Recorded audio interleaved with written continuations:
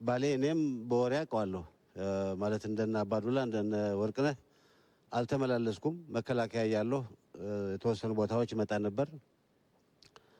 የዚህን ያክል ስፋት፣ የዚህን ያክል የመሬት ልማት፣ የዚህን ያክል የውሃ ብዛት፣ የዚህን ያክል ኢኮሎጂካል ዲፈረንስ ያለው አካባቢ ማንኛውንም ነገር ለመስራት የሚያስችል የተመቸ ሁኔታ ያለ መሆኑን አላቅም ነበር። የሶፍ ዑመር ዋሻ ሰማለሁ በወሬ 15-20 ኪሎ ሜትር ርቀት ያለው የዋሻ ውስጥ ሰፈር እንዳለ ግን አላቅም ነበር። የተወሰነ ዋሻ ነበር የሚመስለኝ። አሁን ደግሞ አደረጃጀቱና ስርዓቱ ለወደፊትም እየቀጠለ ይሄዳል። ግን በጣም በሚመች መንገድ እየተዘጋጀ ያለ መሆኑን ያየሁት በ10 ሺዎች የሚቆጠር ሄክታር መሬት ለምቶ በባሌ ውስጥ ያሉት ከባሌ ተራራ የሚመነጩት ወንዞች ለማንኛውም ልማት እየተዘጋጁ መሆናቸውን ስታይ የሚያጭረው ተስፋ በጣም ትልቅ ነው።